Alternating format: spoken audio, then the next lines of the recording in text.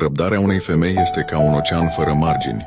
Ea îți oferă mai multe șanse decât meriți, închizând ochii de nenumărate ori. Sperăm că vei înțelege că ea are nevoie de un om ca tine. Te va ierta chiar și atunci când sufletul ei este frânt, pentru că dragostea ei depășește greșelile tale. Dar să știi că răbdarea ei nu este infinită. Într-o zi se va trezi rece, fără lacrimi, fără căutarea explicațiilor, fără așteptarea promisiunilor nesatisfăcute și fără a mai crede în vorbele fără acțiune. O femeie nu pleacă peste noapte. Ea pleacă încet, treptat. Mai întâi își pierde speranța, apoi încrederea și în cele din urmă iubirea.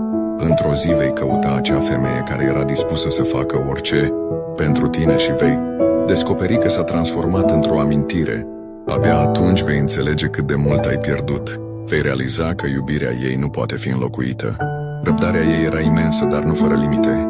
Va fi prea târziu, pentru că o inimă care încetează să mai iubească nu se întoarce niciodată. Nu subestima răbdarea unei femei.